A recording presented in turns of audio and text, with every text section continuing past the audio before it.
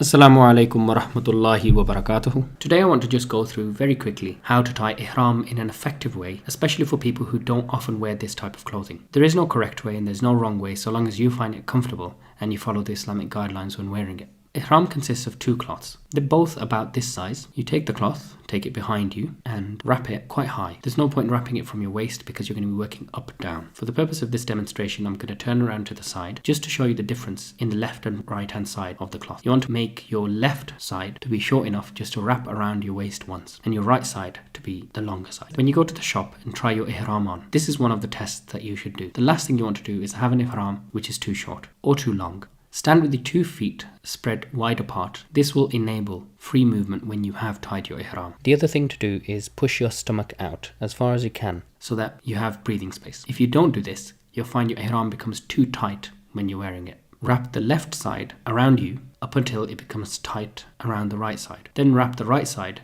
around to the left side, but then stop. Wedge your hand in between and turn the cloth back in the opposite direction until it comes back. Once you achieve this, start folding your ihram, but make sure that you fold it equally throughout. Most likely you have to wrap it 2, maybe 3 times. And then have a walk and feel whether you feel comfortable walking in it. And I would suggest while you're still at home, try praying in it as well. With the upper garment, I'm going to show you 2 ways to wrap it. One is the common way of wrapping it when you're normally wearing ihram, and the other way is how to wrap it when you are praying. When praying the 2 nawafil after the tawaf, the sunnah is to wrap your ihram such that both sides sit equally on your shoulders. But generally in the days of Hajj, when you feel quite hot, what you'll find is this is an effective way of allowing some ventilation into your clothing. The common way of wrapping ihram outside of the prayer is to make the left hand side short and the right hand side long, and then to throw the right hand side of the cloth over the left shoulder. However, when you pray, you might want to adjust your clothing because if this does fall off, it can become quite troublesome. When you're doing tawaf in Umrah, you'll have to take your right shoulder out. Very simply, instead of taking your cloth over your shoulder, take it under your shoulder and then wrap it over your left arm. I also just want to go through some of the mistakes that people make.